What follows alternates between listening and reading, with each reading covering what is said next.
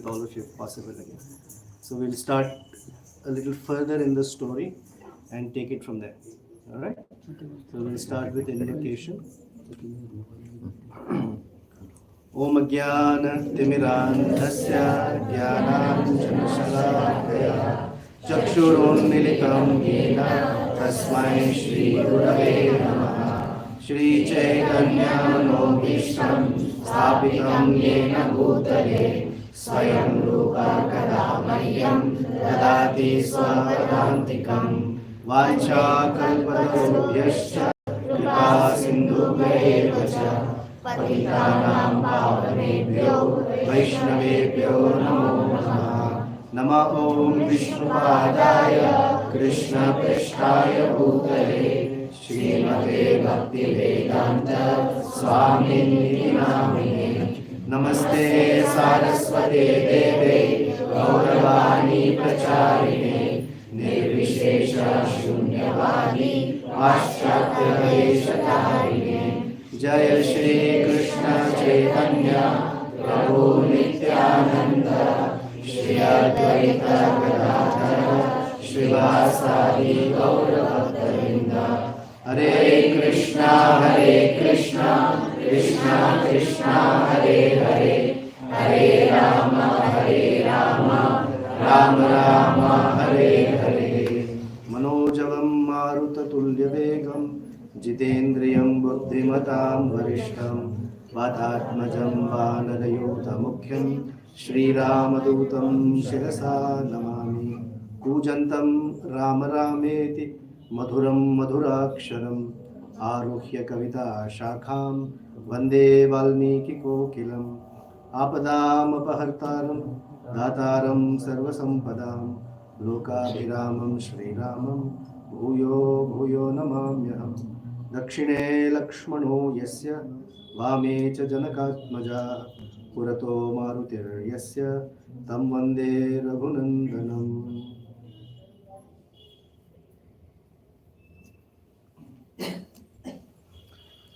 Welcome and thank you for inviting me to be with you this Sunday morning. I'm sure you could have been doing other things, but you chose to come to a wedding party. This is the wedding of Sri Sita and Ramachandra. One might wonder, why is the episode important? And I'll show you it's important from different levels. Primarily two. One is the philosophical, what we call tattva, which is important for us. And the other is the rasa, which is also important for us. Or rasa or leela. We'll get there. I promise you. Little philosophy and then we'll go to the sweet parts. Ramayana, the word Ramayana means, generally we say the story of Ramachandra. Rama, Ayana, Ayana means path. Like right now it's called Dakshinayana. The sun is on the southern path. Then becomes Uttarayana, sun is on the northern path. So Ramayana literally in one sense means the movement or the path taken by Ramachandra. Sanskrit is a very interesting language. I don't know much about it. But the word Rama, because Rama Ayana, or it can also be Rama Ayana, and Rama is Sita Devi, or relating to Sita Devi. Rama, that which relates to Sita Devi. So Ramayana also means the path of Sita Devi. When Valmiki Rishi composed the Ramayana with 24,000 verses, he definitely said that it is the story of Ramachandra. It is also the story of the killing of Ravana, Paulasya Vadham. But in his own writing he says, Sitaya Charitam Mahat. When he talks of Ramachandra, he says it's the story. But when he talks of Sita Devi, he says Charitam Mahat. She is the greater one. Very much aligned to our Gaudiya philosophy that Radharani plays a prominent role, perhaps more important role sometimes than Sri Krishna, because we are all followers of the gopis, who is led by Srimati Radharani.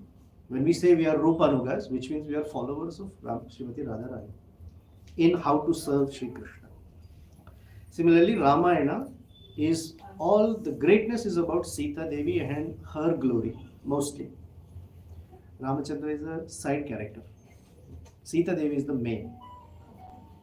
No offense to Sri Ramachandra. This is called Nahi Nindya Nyaya. Sometimes we say the devotees are more compassionate than the Lord. Compassion source is from the Lord. So this is called Nahi Ninda. We are not putting down the Lord just to glorify the devotee. It's just a part of Nyaya. That's a way of saying it.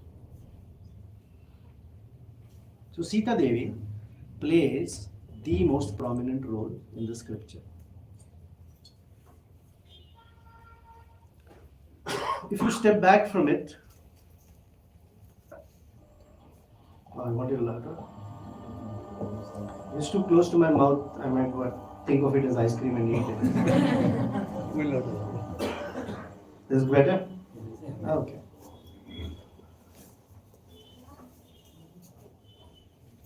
The Ramayana is true simultaneously on different levels. On the very basic level, it's the story of human beings and families which we all can relate to. We may not relate to somebody having 3 wives or 360 wives, but we may relate to a joint family. The problems and the joys of joint family, some arguments in between brothers, arguments between families, friendships, jobs, the highs and lows of life, the challenges, the husband and wife argument.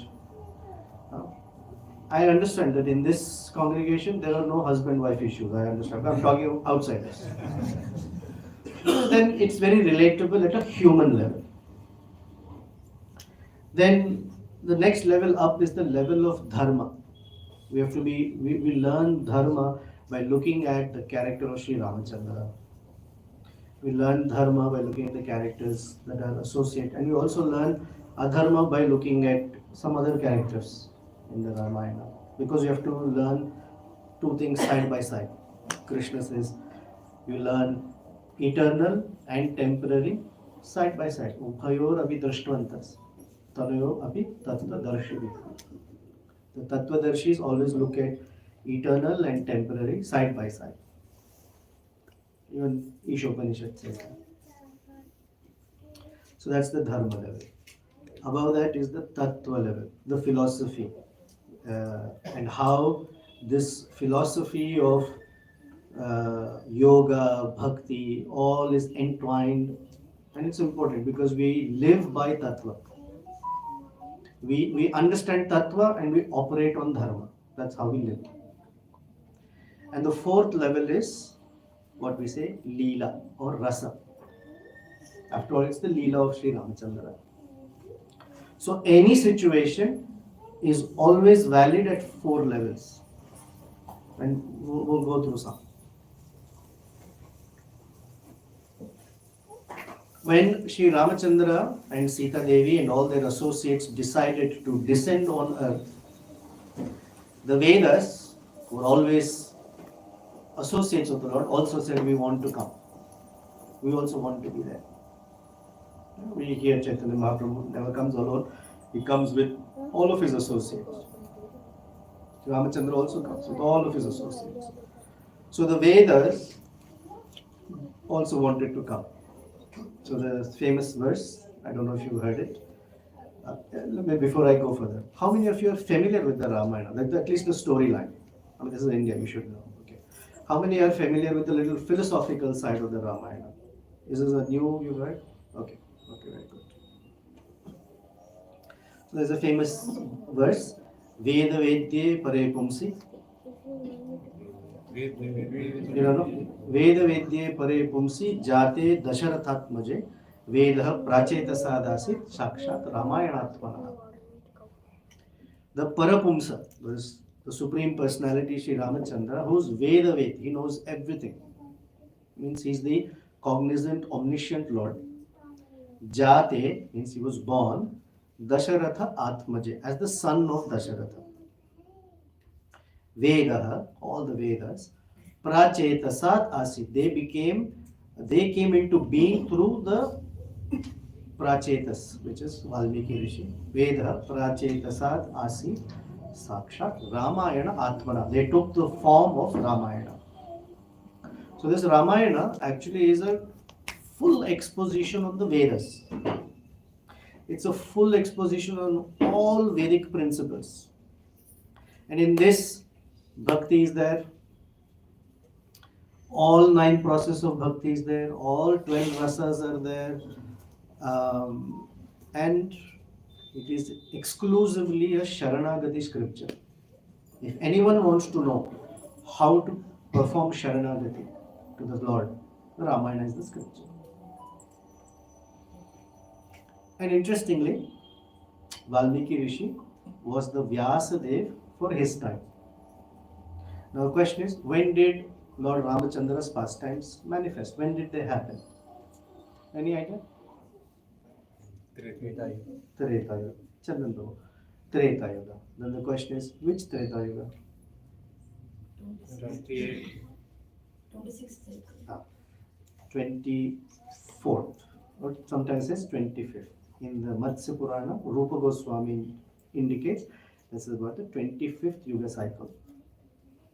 So technically, Ramayana or Sri Ramachandra appeared about 17 to 20 million years ago. And that was when it was composed. So Valmiki was the Vyasa of his time. Now Vyasadev particularly, because after Treta Yuga comes Kali Yuga. Only in this situation, Treta and then Dwapara get mixed. So he wrote it in such a way that people who can't access the Gayatri, because not given to everybody so easily, but they should also come to the same conclusion. What if they can never get Gayatri? Should they be denied the realization? He said no.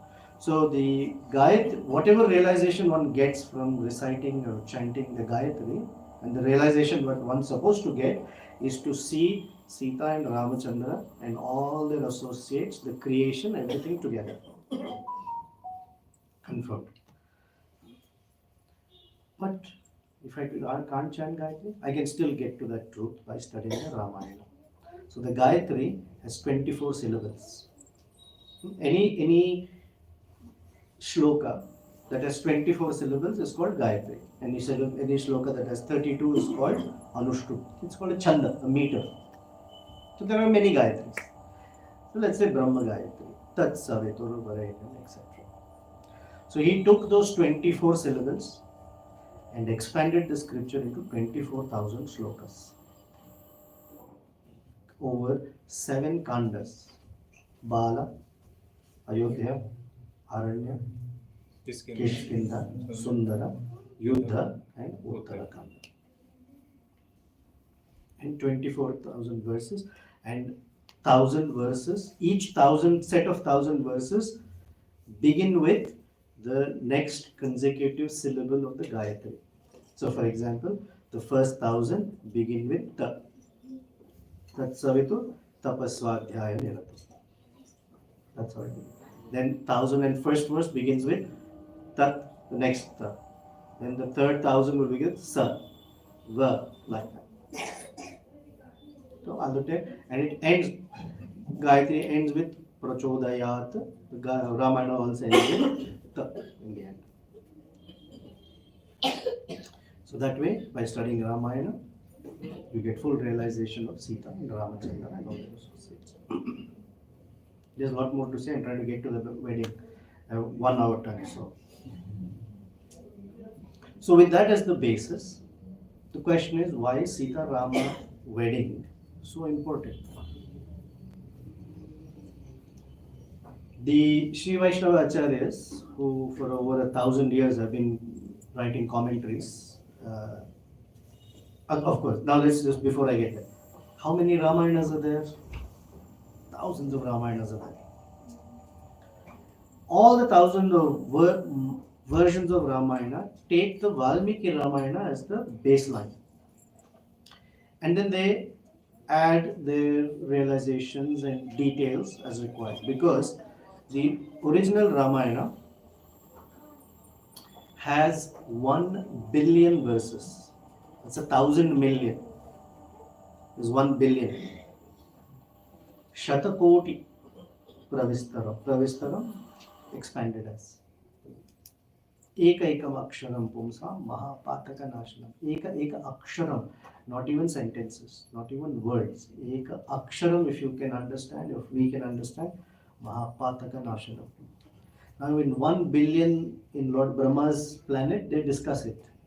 But in earthly realms, if you are given 1 billion, sometimes they say, like true instruction is easy, 11 verses. Bhagavad Gita 700 verses. So when studying for Bhakti Shastri, people take the Ishopanishad, Nectar instruction first. Ho jayega. If you at least feel that I've accomplished something. 700 verses later, and then you tell the Bhagavatam has 18,000. Oh, 18,000. So Ramayana is 24. So sometimes you don't get, all the detail is there, it's hidden in the poetry, but we are supposed to extract it. It's not easy. So the Acharyas will tell us, this word indicates that, like that. And so the other Ramayanas will fill in details of different episodes. And that's the richness of Ramayana. Somebody had asked a medieval scholar and a devotee, "Oh, what are you working on?" He said, "I'm working on a commentary on Ramayana." "Why do you need to write a commentary? There are so many commentaries on Ramayana. Why are you writing one?" So he said, "I'm writing this for myself. This is like asking, why are you having lunch? So many people are eating lunch every day." He said, "I am hungry, so I will eat." Similarly, I want to meditate on Ramachandra, so I am writing a commentary. As simple as that. So there are many, many versions of Ramayana. Now, one of the commentators, actually two of them, they say, because remember, this is the Vedas. The Vedas speak about who? The Vedas are meant for us. They speak about the conditioned lives of all of us, right? So when we have Janmashtami or Rath Yatra, is it possible that everyone can put their phone on vibrate mode? Except if you are pregnant or you're a doctor. Just put it in vibrate mode, please. Thank you. Because I like all the caller ID tunes you have and I get distracted. I start thinking, what song is that?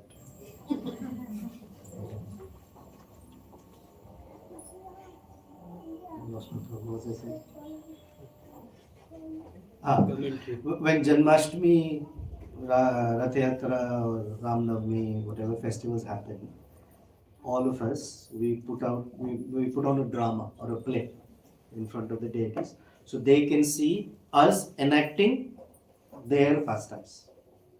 Ramayana is Sita and Ramachandra and their associate enacting our story, our drama in front of us to see. Because it is easier to see on a screen and learn something than to be told, this is your story. Difficult messages are easier to accept in third person than first person. Prabhupada's famous line is, the mother-in-law teaches the daughter-in-law through the daughter. She will tell her daughter, this is not how you do. You wash like this, you wipe like this, hoping that the daughter-in-law will hear it and say, oh, that's how it's supposed to be done. Similarly, when lessons are told in first person, if someone tells me, you are fallen, then I become angry. I'm fallen. What about you? But if I hear the story in third person, it's a little easier. The medicine goes in a little smoother. That's all it is. So Sita and Rama put out this wonderful drama about us, so we can look at our own story. And so for our own story, Sri Ramachandra is the Supreme Lord. So I can't see. Okay. Sri Ramachandra is the Supreme Lord. Sita Devi plays the role of the Jiva. Not that she is the Jiva, she plays the role of the Jiva. Now this is Tattva level, not Leela, Tattva.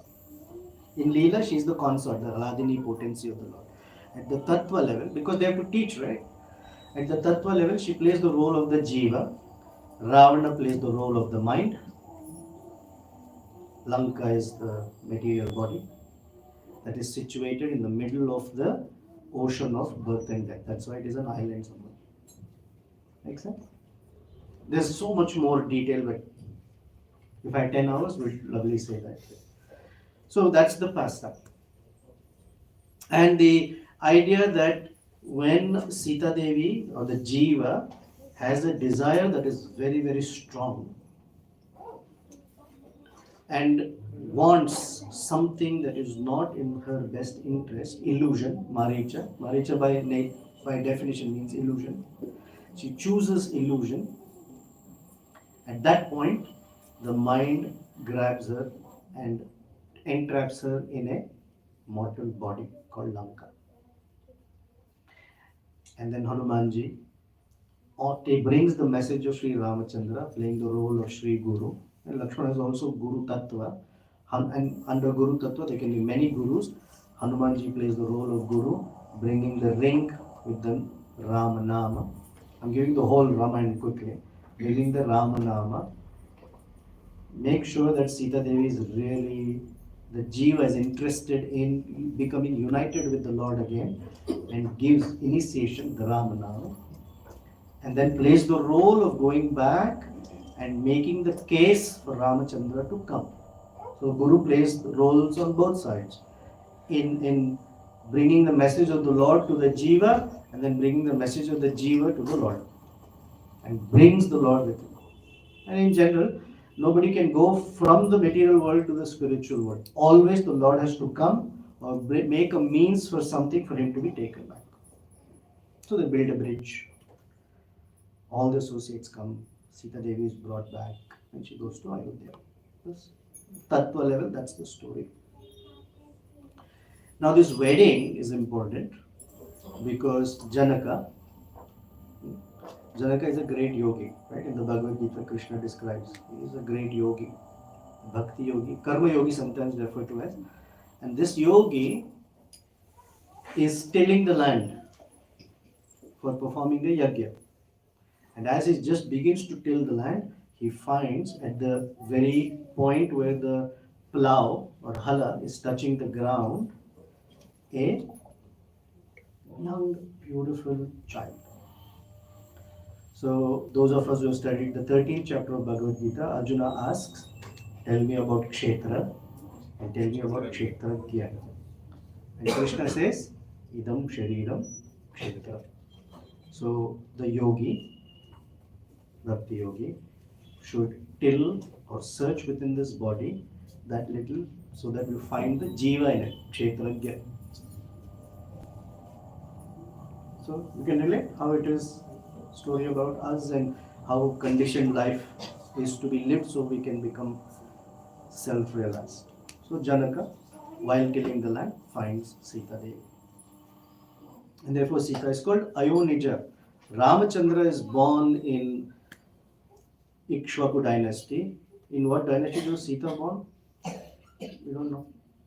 Because the soul has no birth or death, so you cannot say. Na jayate, mriyate va kadate. So na jayate. That's why she is found. You don't know the source of the soul per se. So she is Ayonija. Sometimes in some commentaries, because it's a wedding time, some acharyas will write something fun that the family of Ramachandra and the family of Sita sit together and they're supposed to recite the lineage of their families. In weddings, it's called Pravara. You say, oh, my family, look at all these great kings from this one and that one and this one and that one. And the other side will say, oh, our family is greater. Like that's a little fun. So sometimes they say, oh, we are from the Ikshvaku dynasty, starting with Ikshvaku Maharaj. Then this one, then Sagara. Then Janaka side will say, yeah, but your Ramchandra was in a womb, right, for 10 months to 12 months. Our Sita was never born. Very special. Our family is better. Janaka, being the yogi, when he hands over Sita's hand to Ramachandra, Ramachandra holds. This is the point, what we in ISKCON sometimes call initiation. where the Guru hands over the Jiva to the Supreme Lord. So it's a very special event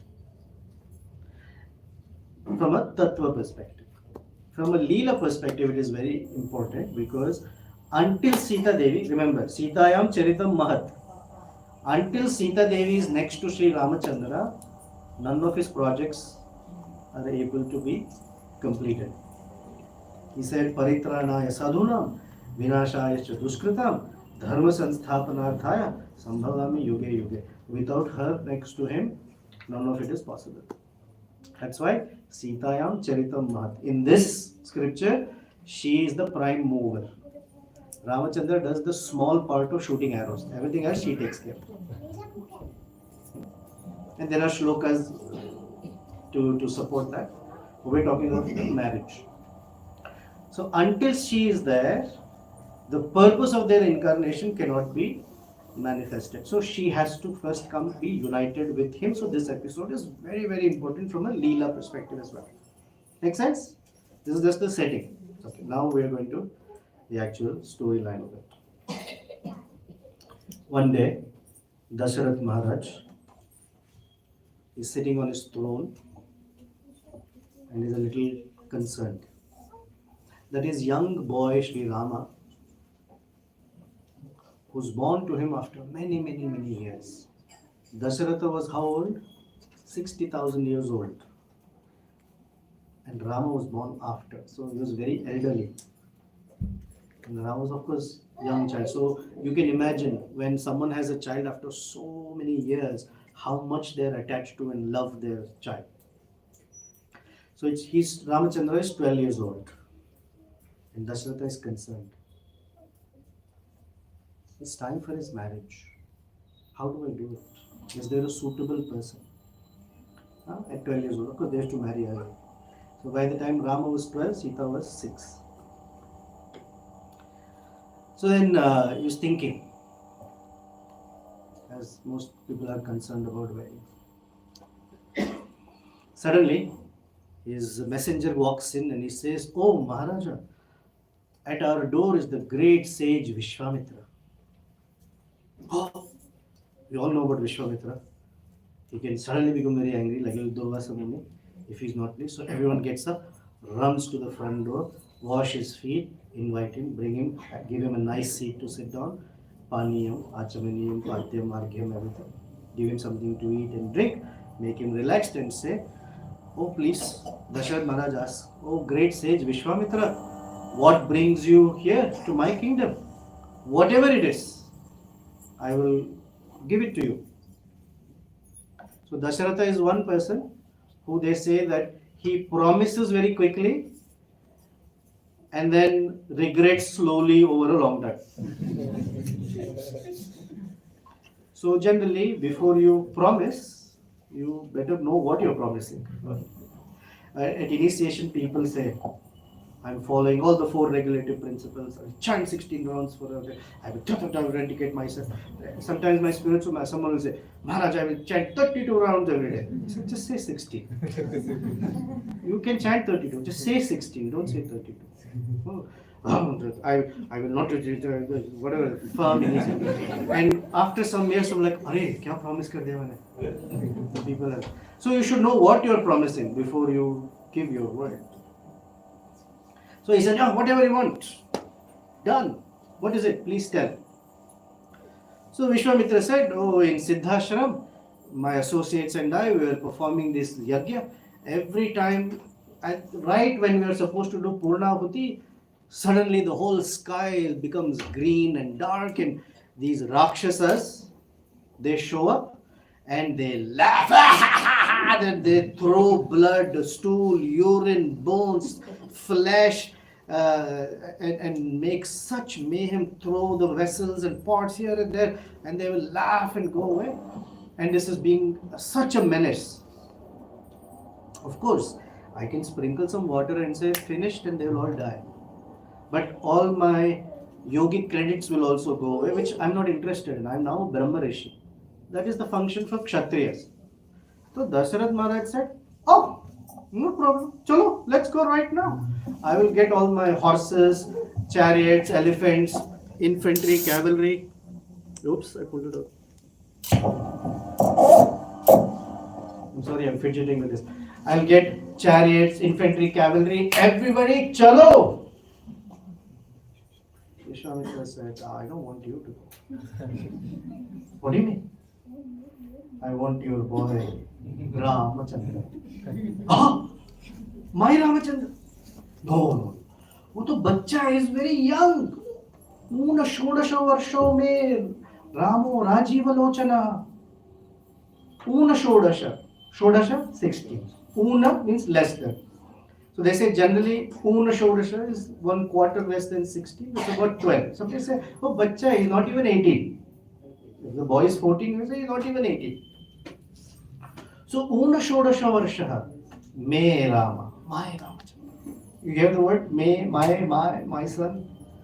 This my and I and mine are the biggest problems for a person. Of course, he loved Ramachandra, but he says, my son. Ramachandra, Rama, Rajiva Lochana. Rajiva, lotus. Lochana, eyes. His eyes are nice, big, beautiful, like a lotus petal. But the hidden meaning is Rajiva Lochana. When the sun rises, the lotus opens. When the sun sets, the lotus closes. He says, Rajiva Lochana. My boy, as soon as the sun sets, goes to sleep.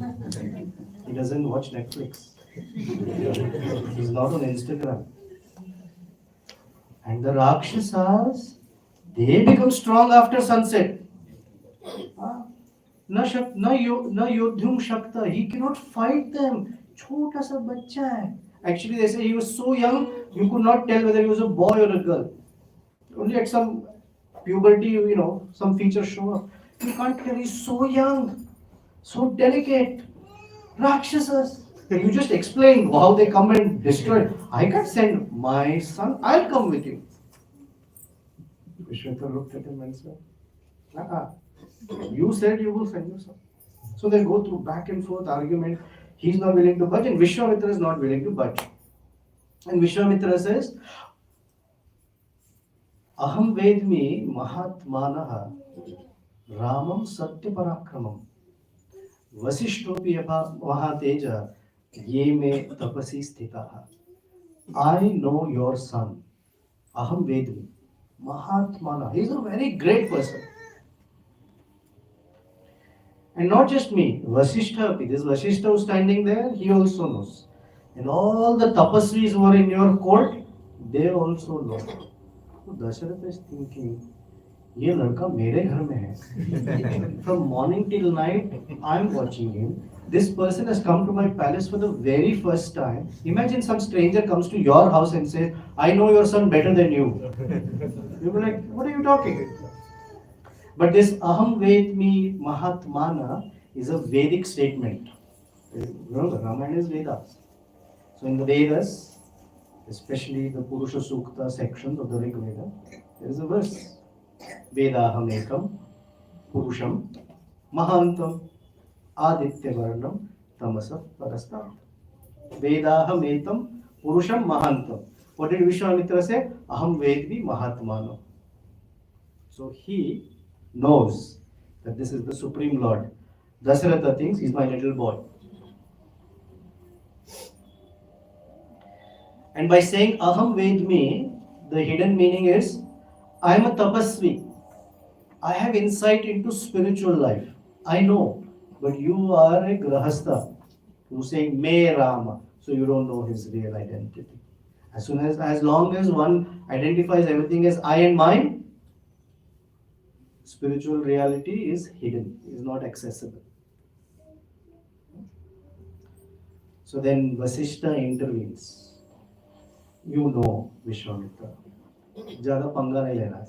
Just let him go. I promise you, he'll bring him back in 6 days as he's promising. So Dasharath Maharaj with great sadness says, okay, what to do? I gave my word. Vishwamitra takes Rama and wherever Ramachandra goes, buy one, get one, Lakshmana is also. They're never separated. Vishwamitra starts walking. Right behind him, these two little boys, 12 years old, are walking. They used to live in palaces in the middle of great luxury. Every plate was made with gold, studded with diamonds and sapphires and rubies, and their beds were made with gold, were finest of silk. They walked very little. Most of the time, they were carried in palanquins like that. Of course, they were Kshatriyas, but not used to walking in the forest. So Vishwamitra is also walking. 12-year-old boys are also walking. And Valmiki says, Adhyorth yojanam gatva. That's 1.5 yojanas. That's 12 miles. And in this 12 miles, Vishwamitra has not spoken anything. Ram and Lakshmana have not spoken anything. Can you imagine a 12-year-old who will say, are we there yet? Kahan jana hai? I want to go to the bathroom. Bhook lagi, I'm hungry. Can we stop? And if you have two children, don't have to go to the bathroom at the same time. Yeah, I'm a parent, I know, because I'm only one child, but I know. It's one will do, and then will say, Tumko, not right now. 5 minutes later, I want to go to the bathroom. But they have not spoken anything at all. Quiet. And after 12 miles, seeing their behavior, Vishwamitra is so pleased. He says, Rama iti madhuram vani. Vishwamitra's heart is filled with so much love for Ramachandra. He's pleased that he says Rama in the most sweetest of voices for him. This is the test. He's now gone with his guru. And the seva that one performs to a guru is by Sushrusha. Sushrusha means service. And the service is when the guru speaks, you speak, otherwise, you just serve. So for 12 miles, Vishwamitra was testing. Prabhupada says there should be testing on both the spiritual master and disciple side.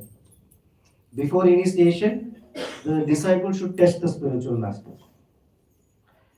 After initiation, the spiritual master tests the disciple. Not exactly like that, but you get the idea. Meaning, don't just blindly accept. Test. Make sure that the person you're taking initiation from fits the bill for being a guru. Then you can be the examiner. And for the rest of the life, he will be the examiner. It has to be fair game, both sides. So he's shown himself to be the wonderful disciple. Anyway, they keep walking. There's a famous verse everyone, perhaps at least from South India, knows. The next morning at the bank of the Sarayu river, he wakes him up. Kausalya Supraja Rama Purva Sandhya Pravartate Uttishta Narasardula Kartavyam Daivamannikaptaraha. 108 meanings for that verse. I'm not going to give it to you. I also don't know. But there are many meanings to it. We're going to skip to get to the real part. So they go all the way, and each day as they are traveling, Vishwamitra tells them stories from the Puranas about how Shiva and Parvati got married, how Skanda or Kumara was born, how the Ganges descended into the world, the story of King Sagara, Vishwamitra's ancestor stories, the churning of the milk ocean, Vamanadev, all of those stories. Why? Because the guru is supposed to instruct the disciple on different pastimes, so we can live our life based on those stories. Right? When we hear this churning of the milk ocean, there are practical examples for us of how to conduct our life. So they reach Siddhashram. Rama and Lakshmana are standing on guard. There are many beautiful details which we'll skip for now. They kill Tataka. There is some hesitation from Ramachandra's side, but Tataka is killed. Subahu, the other day I was narrating this, I said Subahu was killed, and Maricha, before Subahu was killed, Maricha was shot and he flew 800 miles away. I said, Ramachandra sent him to Dubai for shopping. Go there. As a warning for Subahu, but Subahu didn't listen, so Subahu was killed. And Vishwamitra was very happy with Rama and Lakshmana. Now, ideally, what should he have done? Bring them back to Ayodhya. But he said to Rama and Lakshmana, not far from here is Mithila. In Mithila, there is a special yajna Janaka Maharaj is doing, and there is a special bow. I want you to see that bow. Of course, young boys, if you tell them new toys, they want to see, like going to Legoland or something. Oh, yeah, new toy, new bow. Yeah, let's go, let's go. So they walk and come up to the boundary of Mithila. Message goes to Janaka Maharaj, Vishwamitra is here. Janaka also comes running with all of his ministers and brahmanas who are associating with him. And he offers his obeisances. And when he rises like that, right behind Vishwamitra, these two boys are there. He has never seen someone so handsome. So every feature perfect, every curl of the hair perfect, thick, black, beautiful looking boys, shoulders so well rounded, chest nice and big, slender waist. Wow, I've never seen such beauty. So he wants to know who they are. So he asks Vishwamitra, as they are walking and going towards the palace, Imao Kumaro, these two boys, Bhadramte, may all good things, auspicious things happen to you. Devatulya Parakrama. When I see them carrying their bow on their shoulder, their arms, Devatulya, they look like the demigods. And when they are walking, Gaja Simha Gati Viro Shardula Vrishabhopama. Upama, like Gaja, elephant. They are walking like elephants. Simha, lion. Shardula, tiger, thank you. Vrishabha, bull. That is their walking style. So great persons, their walk is compared to these animals. Graceful women, their walk is compared to swan. Hamsa, Gamini, like how a swan walks. It's very graceful of them. So he says, Gaja. Gaja means big, mighty, powerful. When an elephant walks, everything is crushed on the back. There's no stopping. Simha. When the Simha walks, he looks here and there once in a while. And all the other animals have to step back. Means, I'm the king of the forest. Shardula. Shardula is a tiger who's very powerful, strong, heavy, but is very soft footed. When it places its foot, even if an animal is that far, they can't hear. So carefully, delicately, it will put its foot.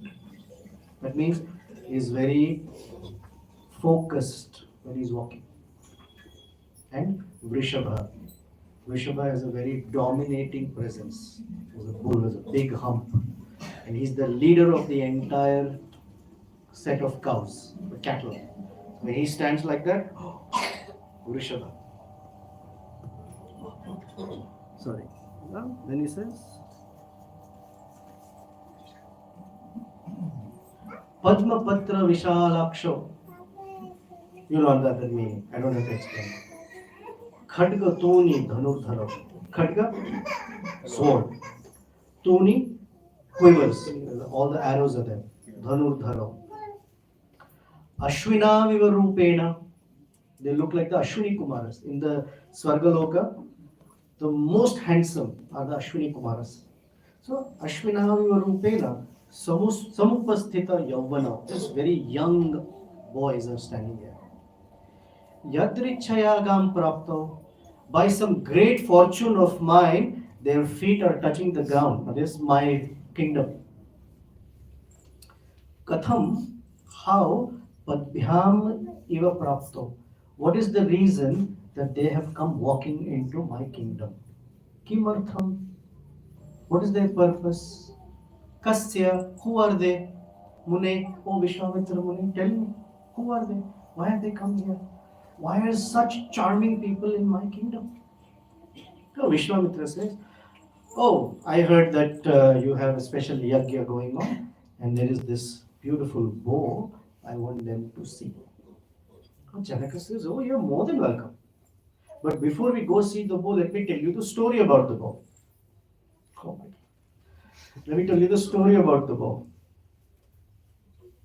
Should I tell you the story? Just skip to go to Sita Devi's. We may not attend the wedding at all. Who knows? It's possible. too much traffic to get to the wedding. The muhurta is already over. You may just go for the wedding lunch, possibly. So he says, oh no, what happened is Vishwakarma once crafted these two bows, mighty, heavy bows with diamonds and sapphires and emeralds, just sparkling. He made two of them. And the entire universe was thrilled to see like this. And they said, what's the use of the bow if we don't see how they work? So they had a celebrity match. Friendly celebrity match. One bow was given to Lord Shiva, one bow was given to Lord Vishnu. Everyone was spectators. We want to see how it was. Celebrity, a fundraising match. So Lord Shiva came holding this bow. Lord Vishnu also came holding this bow. They were face to face. Before the first over started, there was a toss time.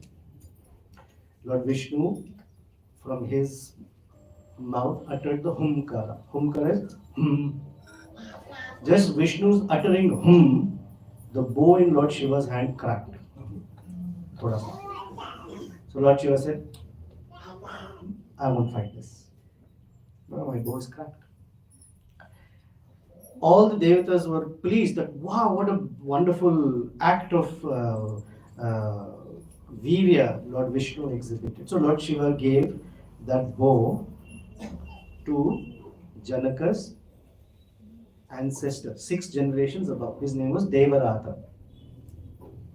And he took it as Lord Shiva's prasad, kept it in his home, performed puja every day, put sandalwood powder, kumkuma, haldi, flowers, and from one generation to another, he said it has come in my possession now.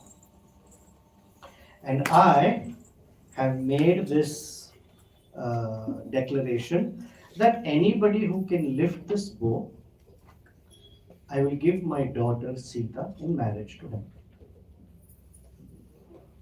So Vishwamitra he doesn't want Ramachandra to just fully get into the marriage mode. He just wants to see the bow because it's all hidden. Ramachandra doesn't know that he's there for wedding.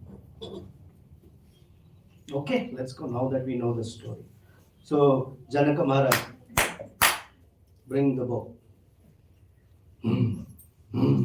On a massive cart that had 8 big wheels, 5,000 men pushed that bow into the assembly. And those 5,000 men are not those Hare Krishna devotees who eat khichdi for breakfast, some milk and popcorn for dinner, not that. These are Chanura Mushtika style. Very powerful. And they were eating Treta Yuga pure food, not pasta and tomato sauce. Powerful. They were sweating as they were pushing. Everyone's eyes lit up. At this time, Vishwamitra, who was very knowledgeable, he said, Vishwamitrastu dharmatma, because he is dharmatma, Shrutva Janaka Bhashitam. Whatever Janaka said, Vishwamitra heard, turned to Ramachandra and said, Vatsa Rama Dhanur Pashya iti Raghavam Abravit. He spoke to Raghavam, to Ramachandra, Vatsa Rama Dhanur Pashya. Very careful words. What was Janaka saying? Someone has to pick up the bow. What did Vishwamitra say? Dhanur Pashya. He didn't say pick it up. This is the love of the Guru, and the relationship between the two is such, you have to understand what the heart is, not what the words are. Because, and there's a lot of meanings here. I'll give you one or two because it's very sweet. He said Vatsa. Vatsa means little boy. Actually calf, but Vatsa means it's a word of love. It's called in term of endearment. Like we say darling, my dear. Vatsa, beta. But Vatsa is used for the smallest or the youngest one in the assembly. Who's the youngest one? Lakshmana. So when he says Vatsa, our Lakshmana will be ready. So he says Vatsa Rama, so that Lakshmana doesn't stand up. Because Lakshmana can also lift the bow. But he doesn't want Lakshmana. So Vatsa Rama, you. And Dhanur Pashya, look at it. He didn't say lift it. Because part of it is he's hinting to Ramachandra, in your previous incarnation, you came like a little boy. Bali Maharaj gave water in your hands and said, whatever you want. You said 3 paces of land. Suddenly you became Trivikrama. This is not the time to show all that power. Just remain a boy. Vatsa Rama. Bacha jaise hi behave karo. But he's also the guru, so he has Vatsalya in his heart. What if the bow is too heavy and Ramachandra will get hurt? So Vatsa Rama. Dhanur Pashya se dekho. But we also say Pashya for things like, hey, there is a problem, jara dekho. It doesn't mean you just go and say, ah, I saw the problem. Dekho means you solve it. That's the hidden meaning. On the Lord's chest, there is 3 or 4 pieces of strands of hair. What is it called? So he says Vatsa. Where is Shri? Inside. So that Shri has to meet this Vatsa because he is the Supreme Lord. So now he is calling Vatsa. Shri is yet to come. For that, Dhanur Pashya. More meanings are there, but we will keep going. Because the bow situation is really fun. So Ramachandra came, looked at the bow, offered his respects because Lord Shiva's bow. And everyone's waiting. Because so many people had come previously. Janaka also said that since I claimed that somebody can marry Sita, people from all over the universe have come. The Devatas, the Gandharvas, the Yakshas, Nagas, Kinnaras, Kimpurushas, everybody tried picking it up. They were not able to pick it up. They got so frustrated that they declared war on me. I had to keep fighting to keep them away. They're all looking. Who's this boy? Human being.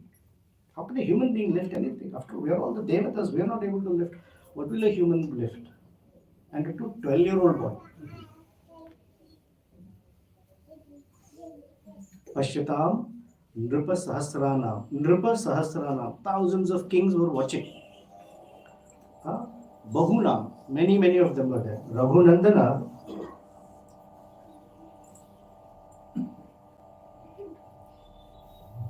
picked up that bow just like a child picks up mushroom. That's how easily Krishna lifted the Govardhan hill. Everyone was shocked. Aropayat sadharmatma salilam ivatadhanu. Salila is like a play. No effort. Picked it up. Now that was the deal, to pick it up. But Ramachandra, because he's a good disciple, went a little ahead. The top part of the bow, he bent, took the string and tied it. First of all, everyone is in shock that what 5,000 men pushed. This boy not only lifted, oh, by the way, he lifted, here's a nice detail, he lifted and then he shook it like this because there is chandan, kumkuma, haldi, flowers. So he shook, so all scattered like this. And everyone was like still in a state of shock. Kya ho raha hai? He's bending it, putting a knot, tightening the knot, broke in between. They had never heard such a crash. Aropitva dharmatma purayamasa, pulled it. Tad bhabanja dhanur madhye. Bhabanja, the sound was like that. It broke right in the middle. Narasreshta mahayashaha tasya shabdo mahan asit. The sound was so loud. Nirghata savaniswana. Nirghata, like there was a destruction everywhere. Bhumikampascha, the whole earth shook. Parvatasyeva dhiryata, like the mountains had cracked. That's the kind of sound that appeared. And in this, everybody who was in the assembly fell unconscious from that sound. Except few people. Ramachandra, of course. Lakshmana, Vishwamitra, Janaka. Everyone else. Then slowly they came to their senses. They didn't know how is this possible? So now, this breaking of the bow obviously is an important event. So the great acharyas over the centuries and have had a field day in giving us the meanings of this. In a word called Udara Raghavam, the commentator says, when Ramachandra lifted the bow and broke it, whose bow it is? Lord Shiva's. So Lord Shiva should become upset. Right? This is the bow I gave. For so many generations it was there in the. Why Lord Shiva did not become angry? In fact, he says Lord Shiva became very happy. The reason is, remember, Bhumi Kampascha, Parvatascha Dhiryata. So not far from there is Kailash. The whole earth shook. So on Kailash, Shiva and Parvati were sitting together, and when the earth shook, Parvati got so scared and she hugged Shiva. Shiva became very happy. Thank you, Ramachandra. Nice play. That's how they say he became very happy. In a work called Hanuman Natakam, which is a novel or a commentary on the Ramayana, as if Hanuman is narrating the Ramayana. In that they say that on that day, as soon as Ramachandra broke the bow, 3 girls became eligible to marry. This is a poetic way of saying something. So the first girl who was eligible to marry is Shri, that is Sita Devi. She became eligible to marry Ramachandra. The next girl who became eligible to marry, her name is Hri. Hri, H-R-I. Hri means embarrassment or shame. So as soon as Ramachandra broke the bow, all the other kings who were there, their heads went down in shame. So Hri married them. And the third girl is Kirti, fame. Because Ramachandra broke the bow, Kirti was always looking in the universe. Who should I embrace? She didn't find any suitable person until Ramachandra broke the bow. So Kirti also got married to Ramachandra. Means he became very famous. Yeah. Why Dhanu? You see Ramachandra always carries a bow. Why a bow? Why not a sword or gada or some other? Because Ramachandra is Dharmatma. Ramayana is Veda Vedye Pare Pumsi. Veda Pracheta Sadasi, we said, right? So in the Mundaka and the Mandukya Upanishads, there are these verses. This verse repeats. Pranavo hi dhanuhu. What is Pranava? Omkara. Omkara is represented by the dhanu because the shape is also like that. Sharo hi Atma. Shara, arrow. Atma, the Jiva. Brahma Tallaksham Uchyate. The goal or the target for that arrow is Brahma, which is the Supreme Lord. The arrow should meet the Supreme Lord, and the Dhanu Pranava is the means by which the. Make sense? Apramateva Vedhavyam. That one should be able to dedicate one's life apramateva, without pride, without distraction, on this objective that the Jiva's goal is to meet the Supreme Lord through the medium of this mantra. This is what our philosophy is.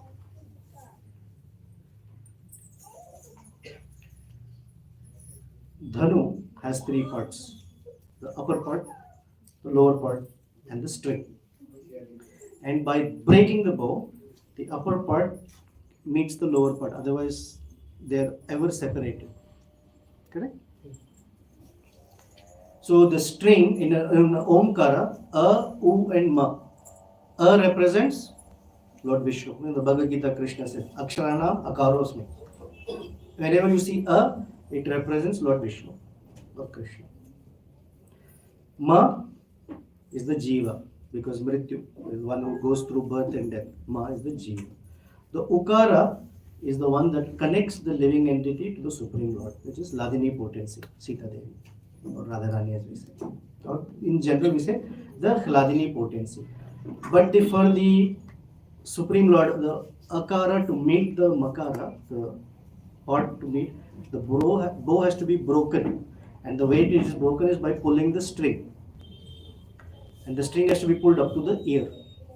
That means a person has to hear from his guru or gurus properly, such that they understand the role Hladini potency, Srimati Radharani, plays in bringing the Jiva to the Supreme Lord. That is why Ramachandra carries Dhanu as the indicator that a human's life is meant for chanting this proper mantra to meet him. That's why he breaks the bow and he always carries a bow.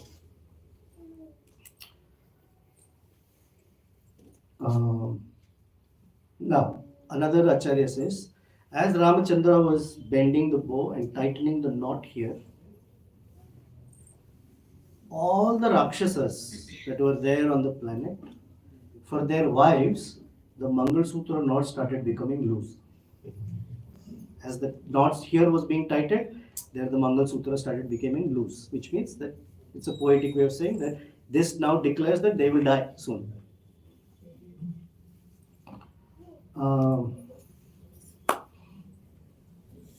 Now the verse also says that by his breaking the bow, the sage became very happy. The question is, who's this sage? Vishwamitra. Yes, Vishwamitra became very happy because after all it's his disciple. Yeah. What a wonderful job he has done. Other acharyas say actually that sage is Shatananda. Shatananda is the main, like Vasishtha is for Dasharath Maharaj, Shatananda is for Janaka Maharaj. He is the son of Gautama and Ahalya.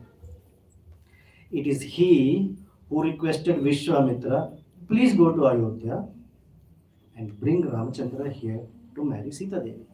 So that sage became very happy. Vasishtha is the other sage that became happy. So that sage became happy, you can say Vasishtha.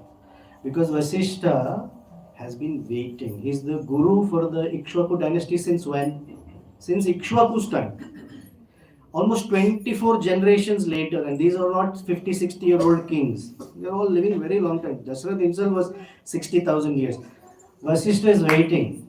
When will Ramachandra appear? When will Ramachandra appear? Now that he has appeared and broken the bow and he is going to be with Sita Devi, Vasishtha said, finally, they are going to meet each other. So he became happy. But this sage also means all the sages in Dandakaranya became happy. Because Ramachandra will now come to the forest with Sita Devi and release them from their material existence. They've been waiting for thousands and thousands and thousands of years, meditating, living a very austere life, that one day we will be able to see Sri Ramachandra. There is another another describes that it's called Sahokti Alankara. Sahukti Alankara, that is also spoken, and this is Alankara, like a decorative way of looking at it. He said that when Ramachandra lifted the bow and shook the kumkuma, haldi, everything, Vishwamitra's hair on his body all stood erect out of joy, out of pride for his disciple. As Ramachandra was bending the bow, all the other kings, their heads were bending down in shame. That's what it indicates. And when he shook the kumkuma and all that, Janaka, who has this doubt, will my daughter ever get married? It seems all his doubts were shaken away. That's how Ramachandra made everyone happy. It's 11:05.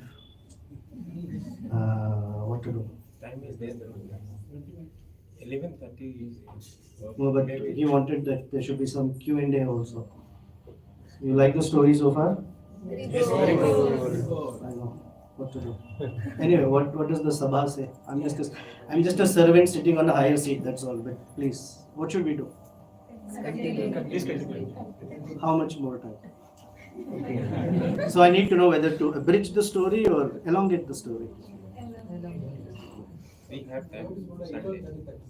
11:30 तक. But उसके अंदर Q&A भी करना है ना? Okay, no questions. Once Giriraj Maharaj said, when you hear a class and you don't have any questions, it means one of two things.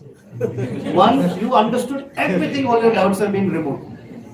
Or two, you didn't understand anything, so there is no doubt to ask. I don't know if it's the latter one. Okay.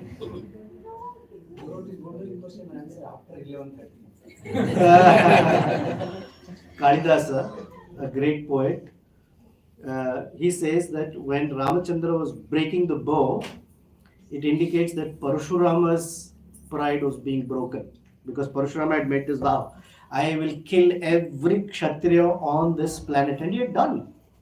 But the only Kshatriya that he cannot handle is Ramachandra. And later, near the end of Balakanda, one Rama meets another Rama.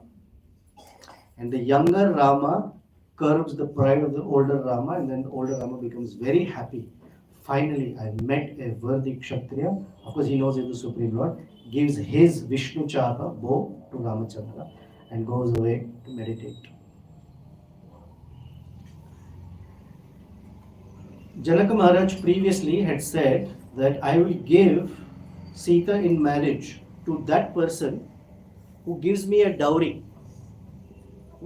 But the dowry is Virya. Virya Shulkena. Shulka means payment. Right? Virya Shulkena, one who shows valor as a Virya, to him I will give my daughter. So Tulsidas Goswami apparently says that when Ramachandra broke the bow, Janaka saw that he is the embodiment of Virya. He was very happy.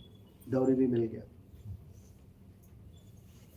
Now, Janaka said, all conditions have been met, NOC certificate, no objection, I'm going to give you my daughter. So this boy Rama said, what marriage? My guru said, Vatsarama Dhanur Pasya, I picked it up, seen light, I waited, broke it. What marriage? I cannot marry like this. My father has to give me permission. When we were young, this story of Rama we did not like, because we wanted to do love marriage. Now that we are a little older, we tell our children, bro, Ram bhi chokta the. That he said, without my father's permission, I will not marry. So then Janaka said, why are we waiting? Why are we delaying? Send a message quickly to Ayodhya. Ask Dasharatha to come.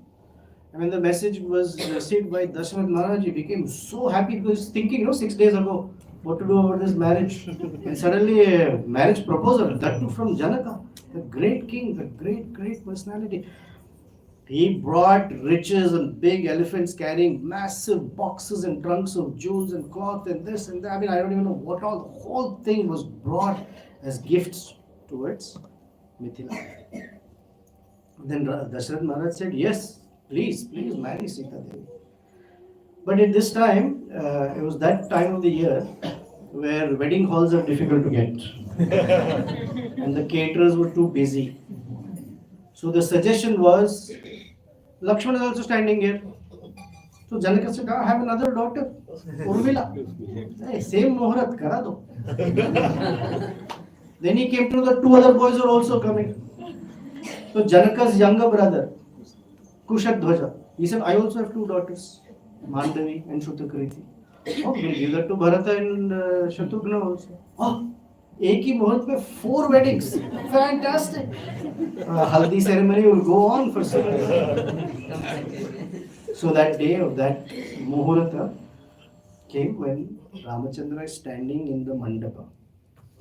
There is a curtain in front of him. He has not seen Sita yet. Of course. Now, I will make, because I think I'll get questions.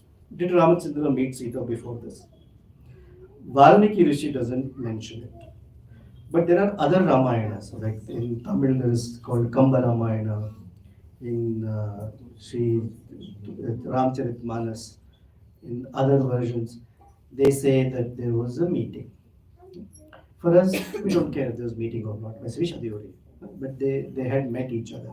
According to Apastamba, which is a great rishi, and we mostly follow Apastamba Sutras, he says that if a boy and girl meet each other and they like each other and their eyes talk to each other, then this horoscope business doesn't need to be done. I say horoscope mostly turns into horoscope because people don't know how to do astrology so well. My belief, this is only my belief, okay, that 90% of astrologers are only about 40% accurate. So, but Apastamba says if the boy and girl meet, then it doesn't matter. So somehow, like remember, 24,000 only you can get so much. So other acharyas add color commentary and details, which is fascinating. But Ramachandra standing, there's a screen in front of him. And this is a very beautiful verse. Valmiki says, Tata Sita. This is the first time in the Ramayana that we, as very conditioned beings, get to see Sita Devi. Up until this time, Balakanda is almost over. We've never seen Sita Devi. This is the greatest point. Tata Sitam Samaniya. Aniya means to bring. Samaniya means carried in a very elegant way. Tata Sita Samaniya Sarva Abharana Bhushita. She is decorated with all sorts of jewelry. Now her father is a very rich king, so it's not just some earrings and one necklace. Sarva Abharana Bhushitam. She is wearing the greatest, advertisement for Tanishq jewelers. Who knows? Earrings, chudamani, this one, that one. I don't even know what all the keuras, bangles, not just one or two bangles around her waist and ankle, all of that anklets, and she's come and she's very pretty and tapta kanchana, like glowing like molten gold, and on top of that, if you add jewelry, 1,000 watt bulb. I mean, it's an insult if I say 1,000 watt bulb. There's a difference though. When an ordinary person, why does an ordinary person put jewelry or all sorts of alankar? To enhance one's beauty. But in the case of Rama and Sita, they are already so beautiful that most people think nazar lag jayegi. So they put jewelry to diminish the beauty. So the attention is on the jewelry and their beauty gets slightly diminished so that nazar na lag jaye. For everyone else, their beauty is enhanced, not for them. Because without it, they are so beautiful. And they lived like that in the forest. Ramachandra was wearing tree bark. It's so itchy and hard. His hair was tied into a jata using banyan sap, the liquid that flows from the banyan tree. So he had nothing. But when people looked at him, the verse that says, Pumsam Mohana Rupaya, that Ramachandra's beauty is such that men were also attracted to him. That is his beauty. Of course, those sages in Dandakaranya became the Rishicharya gopis in Vrindavan. That's his beauty. So jewelry is put to diminish it a little bit. Sarva Abharana Bhushitam Samaksham Agne Samsthapya. There was a fire. You have to do yajna. And it is Treta Yuga. So the Yuga Dharma is yajna. Raghavam Abhimukhe Tada. At that time, she came and stood face to face with Ramachandra. There's a screen. Abravit Janako Raja. Janaka spoke. Kausalya Ananda Vardhanam. He refers to Ramachandra as that who or he who increases Kausalya's pleasure.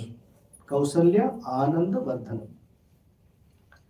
And at that time, he wants Ramachandra to extend his hand and hold Sita's hand like this. This is called Panigrahanam in a wedding. This is when the wedding ends actually. So there's in between there's a lot of shlokas how the wedding was conducted. This is the final one, Panigrahanam time. He says, Iyam Sita, this Sita, Mama Suta. She is my daughter. Saha Dharmachari Tava. She will become a Dharmachari, means one who walks on the path of Dharma, Saha, along with you. Saha. Praticha Chainam Bhadramte. O Lord Ramachandra, may all auspiciousness come to you. Accept her hand in your hand. Panim Grunishwa Paninam. In your hand, hold her hand. Pativrata Mahabhaga. She is a Pativrata. The question is, how does a father know for an unmarried girl that she is Pativrata? She's never been. You only become Pativrata after you have Pati. But Janaka Maharaj's confidence is Pativrata Mahabhaga Chayeva Anugata Sada. She will always walk with you like a shadow. There's something about shadow. Sometimes the shadow is behind us. Sometimes the shadow is next to us. And sometimes the shadow is in front of us, depending upon where the source of light is. So when Ramachandra is walking towards the sun, which means knowledge and dharma, she will be behind him. Always. Because he said, Saha Dharma Charitava Pativrata Mahabhaga Chayeva. So she is always there with Ramachandra on the path of dharma, sometimes even correcting him, or it sounds like correcting him, telling him that this is the way to go. Sometimes the shadow is next to us. So not only is she a good follower like a Pativrata, she will also play the role of a good friend. A friend will tap you on the shoulder and give you good advice. And sometimes she will be in front of you. When there is danger, she will step forward first to take that danger before you. That's the kind of friend and spouse she will be for you. And this is true. Later in the Ramayana, when he has to go to the forest, he tells, I'm going, and she says, oh, I will also come with you. And that's a long conversation. Next time, maybe when we meet. But he said, no. So she confronts him and says, Agratascha Gamishyami. I will go ahead of you. Mridnanti Kushakantakan. I will step on the dry kusha and thorns and crush them so that when you walk, it's easy for you. And the hidden meaning is, I will go ahead of you. Agrataste Gamishyami. Where does she go first? To Lanka. Before Rama goes, she goes there. And she's the one who crushes Ravana and the entire Rakshasa clan. And I said earlier, Ramachandra only has to shoot some arrows. That is her promise. Ityuktva, having saying this, Prakshipat means to Prakshipat Raja Mantraputam Jalam Tada. Water that has been purified by sacred mantras is sprinkled on their union of the hands. They're married now. Now this word Iyam Sita, in front of my notes I have multiple pages of meanings. Not today. But I'll give you one or two samples so that you don't become upset with me. The razzle dazzle is so intense that Ramachandra, his eyes are like that. So Janaka is tapping him and saying, open your eyes. Iyam Sita, she's standing right in front of you. Because in that glare, he doesn't know where she is. Another Acharya says, Sita is, many people have the name. Like many people have the name Ram, Srinivas, Venkata. So he may be looking, which girl is Sita? So he taps and says, Iyam Sita, this one, right in front of you. Mama Sutta, my daughter, that one. Another is, we have read Nectar of Instruction. Right? In the Nectar of Instruction, third verse, Rupa Goswami gives us a word, Niyamagraha. Sanskrit, interesting language. You can read that word as Niyama Agraha or Niyama Agraha. Agraha means rejecting. Agraha, holding. So one can follow rules just for the sake of rules, or one can just reject the rules and be negligent. So he says, Iyam Sita Mama. So Iyam Sita, this Sita, Mama Sutta, my daughter. Because he has this Vatsalya for her, after all it's his daughter.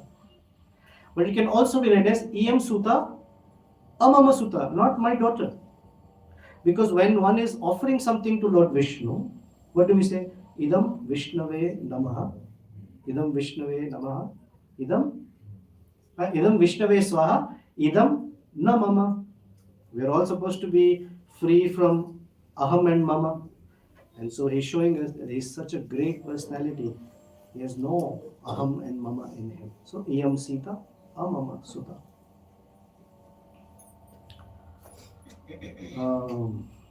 Saha Dharma Charita. Usually a wife is called Dharma Patni. She is not called Artha Patni, Kama Patni. For sure not Moksha Patni. But always called Dharma Patni. Although there is Dharma, Artha, Kama, Moksha. But she always is called Dharma Patni because without her, a Grahastha cannot perform any dharmic activities. So she is the one that helps the husband be on the path of dharma. Without her, it's not possible. So Saha Dharma Charitava. And that means, he's hinting, it seems, because she is your Dharma Patni, you will not need another one like your father. One is enough for you. If you are forgiving, she will be more forgiving than you, which is true. They say Ramachandra has eyes like a red lotus petal. Lotus petal because it is big and it has some red filament in it. But Sita is always referred to in Ramayana as Asita Ikshana. Asita Ikshana. Eyes that are black, dark, like the eyes of a deer. But in that black eye, there is a white and no reddish tinge. The red filament in Ramachandra's eyes means once in a while he gets angry. He can. Sita never. There's never a time that Sita gets angry. I know you'll raise a question that I'm waiting for. If you are kind, she will be more kind than you. And if you are strict, she will be more strict than you. Sahadharmachari, she's not a fair weather friend. When everything is going well, she's all loving to you. And when challenges come, she'll say, I cannot live like this. In the high, she's with you. In the lows, she's even more there with you.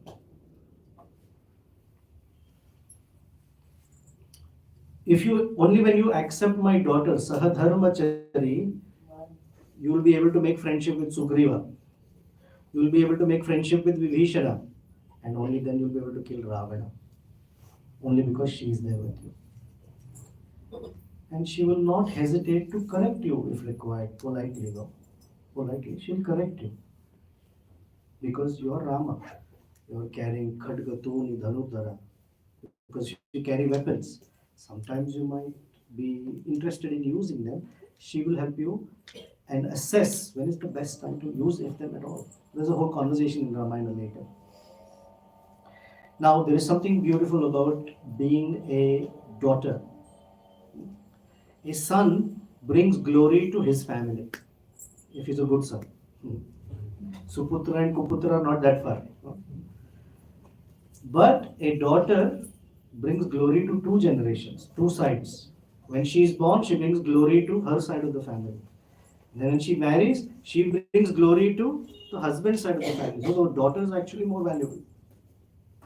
Two lines become glorious. I'm going to stop here. There is a lot more.